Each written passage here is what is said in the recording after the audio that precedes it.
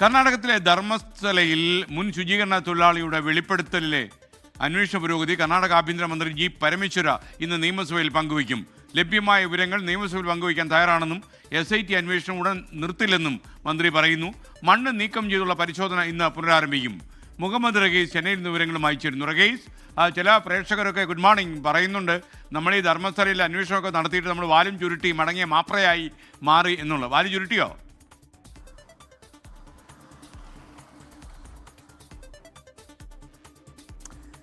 SKN വാലൊന്നും ചുരുട്ടിയിട്ടില്ല. പിന്നെ സ്വാഭാവികമായിട്ടും 10-20 വർഷം മുൻപുള്ള കേസാകുമ്പോൾ അതിൻ്റെ അന്വേഷണം വളരെ സങ്കീർണമാണ്. ഒപ്പം തന്നെ ആ ഭൂപ്രകൃതിയിലുണ്ടായ മാറ്റം വളരെ വലുതാണ്. അതുകൊണ്ട് തന്നെ അവിടെ നിന്നും അസ്ഥികൾ കണ്ടെത്തുക അല്ലെങ്കിൽ അതിൻ്റെ സത്യം തിരിച്ചറിയുക എന്നുള്ളത് ഒരുപാട് നാളത്തെ അന്വേഷണം വേണ്ട ഒരു കാര്യമാണ്. SIT അന്വേഷണം തുടരുമെന്ന് തന്നെയാണ് ആഭ്യന്തരമന്ത്രി ജി പരമേശ്വരൻ അറിയിക്കുന്നത്. ഈ സംഭവവുമായി ബന്ധപ്പെട്ട് കർണാടകയിലും വളരെ വലിയ വാദപ്രതിവാദങ്ങളൊക്കെ നടക്കുകയാണ്. പ്രത്യേകിച്ച് നിയമസഭ നടക്കുന്ന ഘട്ടത്തിൽ BJP ഓരോ ദിവസവും ഈ ധർമ്മസ്ഥല വിഷയം ഉയർത്തിക്കൊണ്ട് കോൺഗ്രസിനെ അവരെ സമ്മർദ്ദത്തിലാക്കുന്നു. കോൺഗ്രസ് തിരിച്ചു മറുപടി പറയുന്നു. അങ്ങനെ ധർമ്മസ്ഥലയിൽ ഓരോ ദിവസവും ഇങ്ങനെ കാര്യങ്ങൾ കൂടുതൽ സങ്കീർണമായി മാറുകയാണ്. 2 ദിവസം മുമ്പ് മുൻ ശുചീകരണ തൊഴിലാളി പറഞ്ഞത് മലയാളി പെൺകുട്ടിയെ അടക്കം അവിടെ താൻ കുഴിച്ചിട്ടിട്ടുണ്ട് എന്നാണ്. അത് മാത്രമല്ല, താൻ തെറ്റ് ചെയ്തു എന്ന് അറിഞ്ഞുകൊണ്ടാണ് താൻ ഈ കാര്യങ്ങൾ വന്ന് പറയുന്നത് എന്ന് പറയുമ്പോൾ ഇനിയുള്ള അയാളുടെ ജീവിതം മുഴുവൻ അത് ഏതെങ്കിലും ഒരു തരത്തിൽ ഭീഷണിയിലായിരിക്കും, അല്ലെങ്കിൽ ജയിലിലായിരിക്കും.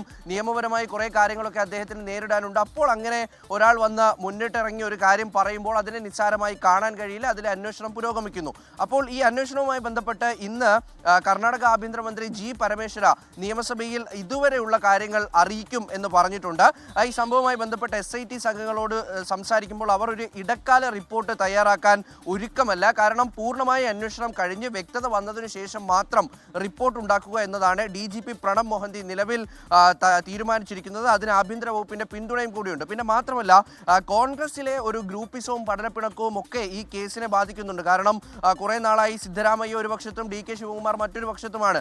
അവർ ഈ പ്രഥമ ദൃഷ്ടിയാൽ അവർ ഒരുമിച്ച് നിൽക്കുന്നു എന്ന് തോന്നിയാലും അവർ തമ്മിലുള്ള ആ ഒരു പ്രശ്നങ്ങളും കാര്യങ്ങളും ഒക്കെ ഈ കേസിനെയും ബാധിക്കുന്നുണ്ട്. കാരണം അതിൻ്റെ ഭാഗമായിട്ടാണ് ഈ DK ശിവകുമാർ വന്ന് SIT അന്വേഷണത്തിൽ കഴമ്പില്ല, അല്ലെങ്കിൽ അതിൽ കൂടുതലൊന്നും കണ്ടെത്താൻ കഴിഞ്ഞില്ല എന്നൊക്കെ പറയുമ്പോഴും മുഖ്യമന്ത്രി ഇക്കാര്യത്തിൽ ഉറപ്പിച്ചു തന്നെ നിൽക്കുകയാണ്.